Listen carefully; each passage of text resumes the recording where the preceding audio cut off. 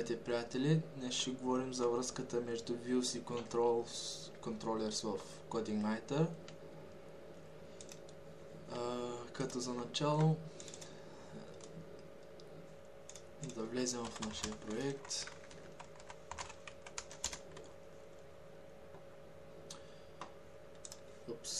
Да се стартираме сървъра.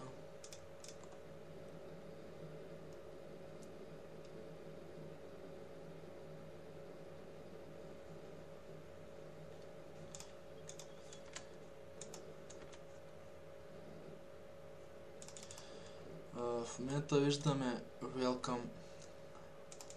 Welcome страницата на CodingNighter. Това е защото в момента е зададен в config root да виждаме Welcome контролера на CodingNighter. За да ви покажа един пример, ще си направим наш собствен контролер и наш собствен view. Нека да променим контролера подобразие, нека да е index. След това да се създадем един контролер index.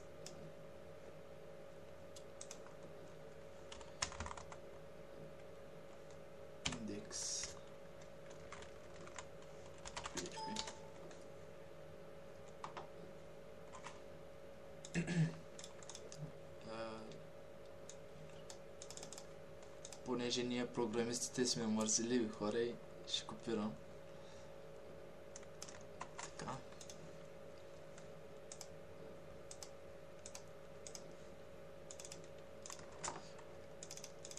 Нашия клас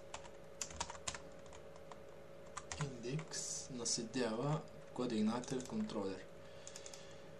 Това значи, че когато наследява CodingNighter контролера, това ни дава възможност да използваме всички функции на самия CodingNighter в следващите кодове, които ще пишем в следващите функции.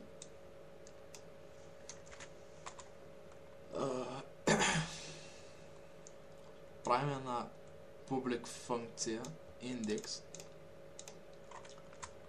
и правим дата, променлива дата с title и нека да го кръстим First CodingNighter Project.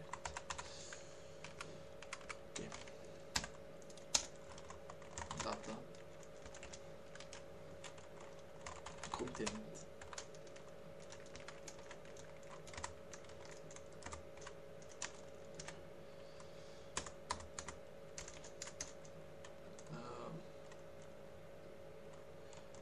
welcome to first CodingNighter project.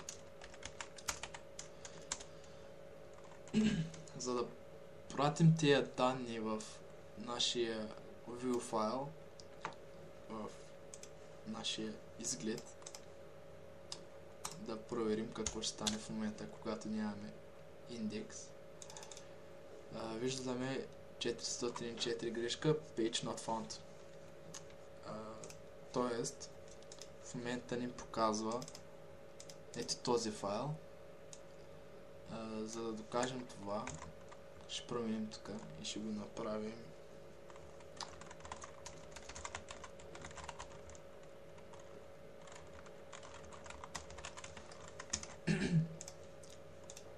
нека да я видим. Ето, title се промени, както виждате, този е файла. Вие може да си го редактирате както си го искате.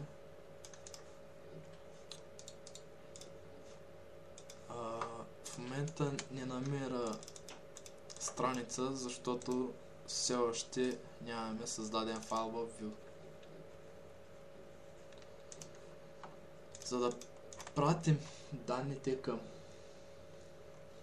Vue файла се използва this load view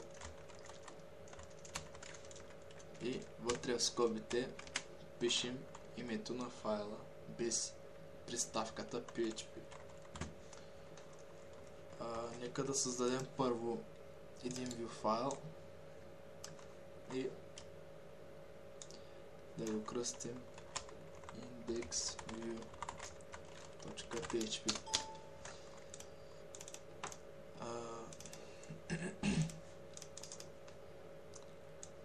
Класическите тагове за HTML.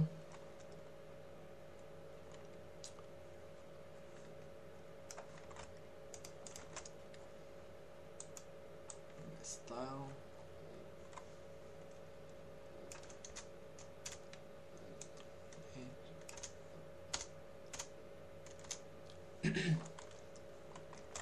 И вече имаме view файл indexView.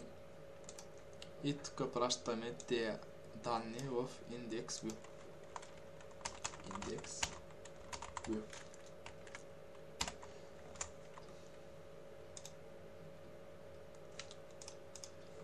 Нека да проверим. Нещо се счупи.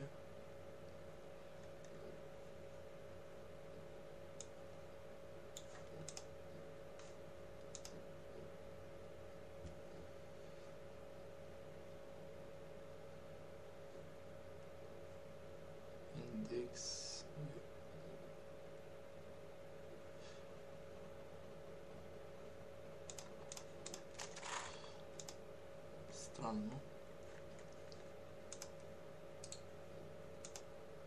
Така, извинете за паузата. Тази грешка е била причинена, защото има леки промени в самия фреймворк. Това е защото при всяко писане на контролера трябва да се слага конструктор. Тоест този код. Така. Нека да го сложим.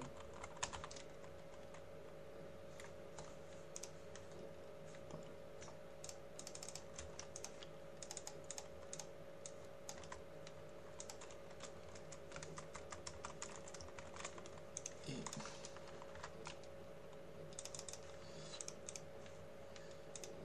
така, в нашия индекс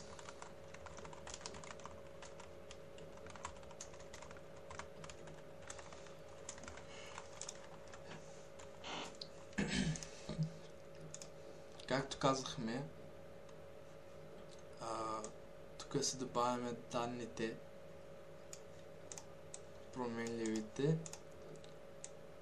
До тук по този начин пращаме данните в indexView и под тая променлива.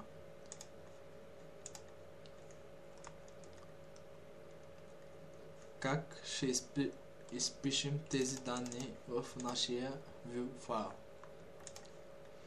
След като ги пратим в нашия view файл, тези title и content стават като променливи. Например, title. Нека да ви да администрирам.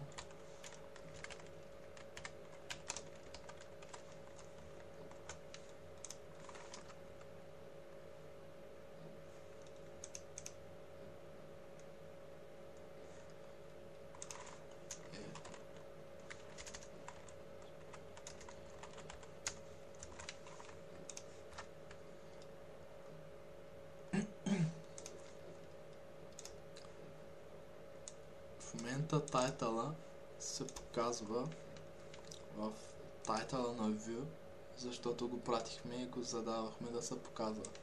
А контента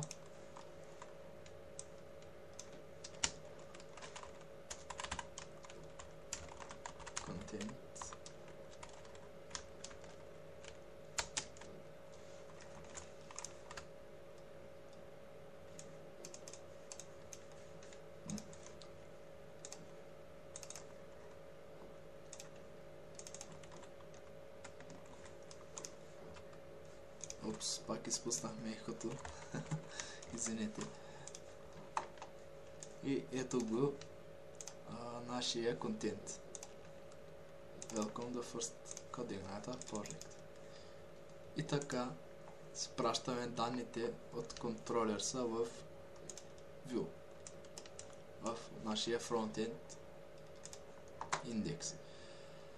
В следващия урок ще разгледаме моделите и SQL заявките и ще ви покажа няколко примера с Active Records.